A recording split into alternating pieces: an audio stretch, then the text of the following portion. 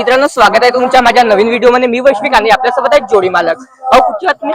आम्ही मोरगाव राजेगाव। मोरगाव राजेगाव। बैल जोडीचं नाव काय? शेरू आणि खुंड्या। शेरू आणि कोंड्या।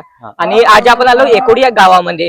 मित्रांनो, महाराष्ट्राच्या मातीशी जुडलेला एक खेळ ज्याला पट म्हणतात, बैलगाडा शर्यत। याप्रमाणे तर तुम्हाला माहितीच असेल, पण नवीन काही अशा गोष्टी असतात ज्या मालकाकडून आपल्याला माहिती होतात। बैलजोडी मालक असे एक मालक असतात जे बैलाला आपल्या मुलासारखे पाळतात, आणि काही अशा गोष्टी आपण त्यांच्याकडून ह्या व्हिडिओच्या माध्यमातून घेणार आहोत।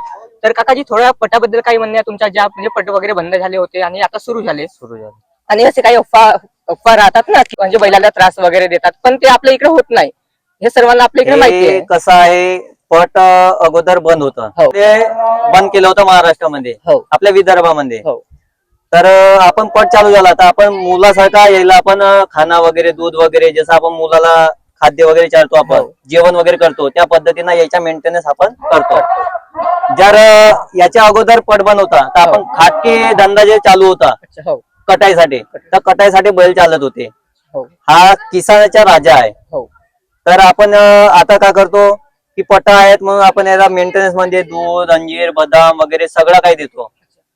याच्या अगोदर पट बनवतोय तर आपण काय देत नव्हतं, चारा खा, पाणी पी आणि जा, आणि जर चालत नसेल तर तू कटाईला जा। त्याच्यामुळे आता पट आहेत आपले चालू झाले, खूप चांगले झाले। लोक बहुत मेहनतीनं बैल पोसतात आणि त्याची मेंटेनन्स करतात। हे आपल्या शेतकऱ्यांसाठी खूप आनंदाची गोष्ट आहे, आणि पट समितीची बी आनंदाची गोष्ट आहे। लोक पंजाब वरून, MP वरून किल्लारचे गोरं, नागोरी गोरं, गावठी गोरं, मुलकी गोरं हे आणतात आणि आपला सहभाग पूर्ण करतात। तुमच्याकडे किती बैल आहेत? आमच्याकडे 4 आहेत। आणि ह्या जोडीचं नाव काय? ह्या शेरू आणि तो खुंड्या। किती सेकंड मध्ये येतात? हे 36 मध्ये, हा मागच्या वर्षी 1 नंबर मध्ये चालत होता, 1 नंबर 2 नंबर। दान किती होती त्या टाइमला? त्या टाइमला हेच दान होती, तरी पण किती, म्हणजे 1200, 1300, 1400, 1600 वर हा खूप रेटचा आहे। म्हणजे 1200 कमी दान राहिली तर आपली रेस दाखवत नाही, आणि 1600 आहे, लंबा दानीचा बैल आहे हा। अच्छा, आणि जे दुसरी जोडी आहे तुमच्याकडे ते पण कशी? ते टॉपची आहे, ते पण घेऊन येतात पटामध्ये? हो, ते पण आहे। ते 1 ते 10 मध्येच खेळतात का? नाही, ते 1 ते 10 म्हणजे त्याच्या कसं आहे, जसे जोडी आपण कसं मेंटेनन्स वर आहे। आता कोणी कोणी इंजेक्शन मारतात, आपण तो इंजेक्शनच्या आपल्यात पुन्हा रोलच नाही आहे। आपण काय करतो, साधा जो आपला मेंटेनन्स आहे त्या मेंटेनन्स वर आपण बैल ठेवतो।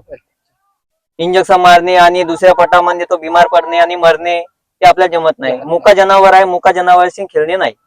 आणि मग तुम्हाला असं कधी वाटत नाही का की आपण पटामध्ये घेऊन गेलो आणि त्या दिवशी आपल्याला लागलेला खर्च पण निघत नाही? तो तर निघत नाही, हा सवक आहे आपला घरचा, हा सवक आहे। जो आजा बापाचा जो सवक आहे त्याला पूर्ण करणे आहे। कधीपासून आहे तुमच्या इकडे, म्हणजे आजोबा पण पासून आहे तो, पण आता पटा बंद व्हायच्या अगोदर बी आपल्याकडे टापची जोडी होती।